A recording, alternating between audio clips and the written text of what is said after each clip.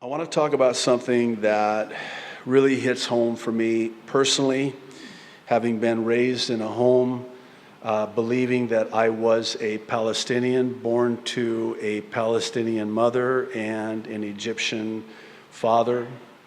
It wasn't until many years later, pardon me, after coming to a saving knowledge of Jesus Christ and reading God's Word that I learned the truth. And the truth is that there's no such thing as a Palestinian. And this is what I want to talk about today, namely the illegitimacy of the Palestinians and as such their illegitimate claim to Jerusalem. If you'll kindly hear me out, I want to argue the case and provide what I believe is irrefutable evidence that proves that there is no such thing as a Palestinian, nor is there such a thing as a Palestinian state.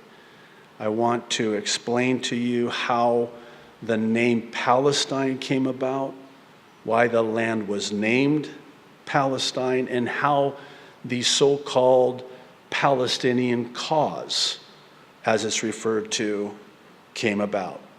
I also want to explain what's really behind all of the satanic rhetoric, and that's what it is, concerning Jerusalem.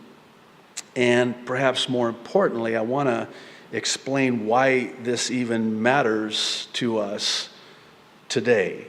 I'm going to begin with this Breaking Israel news article about how the White House had criticized Palestinian Authority President Mahmoud Abbas for his comments against the U.S. recognition of Jerusalem as Israel's capital, saying that such rhetoric has, quote, prevented peace for decades.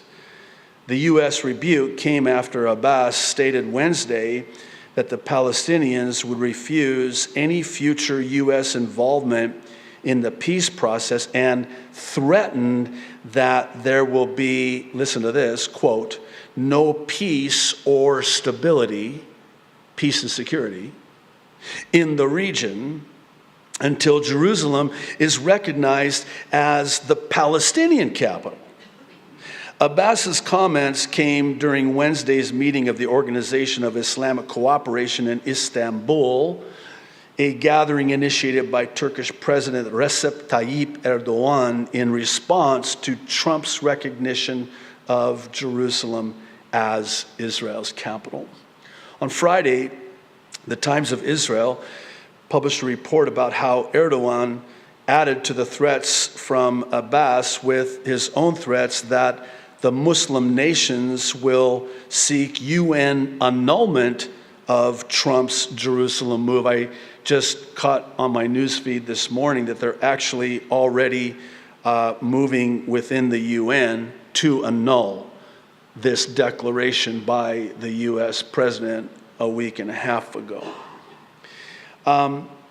His comments followed Wednesday's summit of Muslim and Arab nations, the 57-member Organization of Islamic Cooperation, which declared, get this, East Jerusalem, the capital of Palestine, and urged the world to recognize the state of Palestine. Erdogan, who regards himself, interesting, a champion of the Palestinian cause, denounced Israel at the Wednesday OIC summit as a state defined by, and I quote, occupation and terror. Israel. Occupation, and they are occupying land belonging to the Palestinian. And they are the terrorists. They are the Jews. They are the. Does that remind you at all of what Isaiah said about a curse to those who call evil good and good evil? And Well, I'm going to get ahead of myself here. Somebody needs to let Erdogan know about this Jews news article on Wednesday titled, "Oops, Arab historian admits there is no Palestinian people."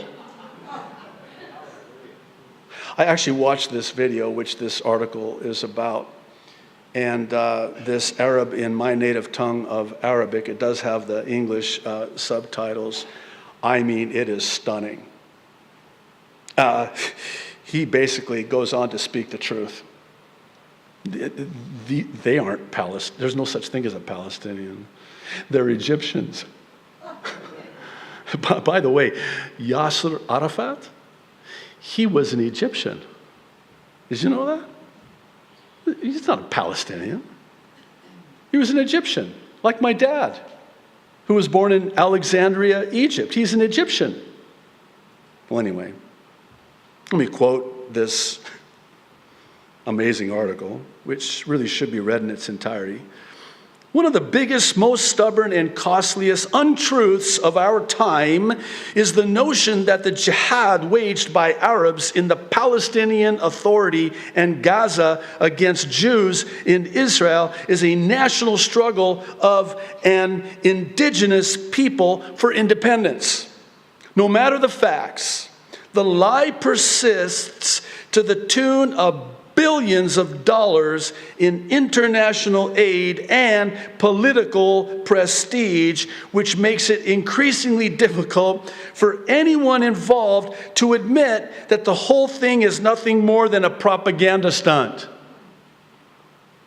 Before the Balfour Promise, when the Ottoman rule 1517 to 1917 ended, Palestine's political borders as we know them today did not exist. And there was nothing called a Palestinian people with a political identity as we know today. Historian Abd al-Ghani admitted on official PA TV on November 1st. In 1917, says this Arab historian, there was no such thing as a Palestinian people. The statement amounts to saying that the whole narrative of an indigenous Palestinian people was made up at a later point in time. As Hamas Minister of the Interior and of National Security Fathi Hamad, speaking on Al-Hikmah TV, said in March 2012, quote, "Brothers, half of the Palestinians are Egyptians and the other half are Saudis." Who are the Palestinians? We have many families called Al-Masri. Masri in Arabic means Egyptian. Whose roots are Egyptian. Egyptian. They may be from Alexandria, from Cairo. We are Egyptians. There is a reason why the Palestinian National Museum is empty of historical artifacts. I actually wanted to bring it. I didn't run out of time. I saw this post on Facebook, a picture of people standing in a museum and staring at blank white walls. And down below it said, the Palestinian Historical Archaeological Museum. They're looking at nothing. There's nothing there. Here's another book that I've recommended in the past. It is the best, not one of the best books I have ever read. It was really, for me, so eye-opening. I have to warn you, though, it's not a book that you enjoy reading. It's a book that you endure reading. For me, personally, because, I was taught to believe I was Palestinian. I had to put the book down, actually throw it down, and just walk away. I was just so horrified. It's one of the most, I believe, well-documented books there is on this Palestinian myth. It's written by Ramon Bennett. You can get it on Amazon. It's titled Philistine, The Great Deception. And I would just want to share with you from this amazing book. In 130 AD, The Romans renamed Jerusalem Aelia Capitolina after the emperor Aelius Hadrianus and the god Jupiter Capitolinus. The Romans kept Aelia Capitolina as their name for Jerusalem and renamed the promised land Syria Palestina. The renaming of the land was an overt effort to eradicate the Jewish connection. After the Muslim conquest of Palestina in the 7th century AD, the name Aelia Capitolina gradually faded from use. And in due process of time, Palestina, the Latin form of Philistia, the land of the ancient Philistines, was anglicized into Palestine. That's how the name came about. The land was never named Palestine because it belonged to the Palestinians. It was named Palestine because of the Romans and subsequently the Muslims, who chiefly did so in order to eradicate any signs of Jewish history or claims to Jerusalem. We talked about this. I won't go into this.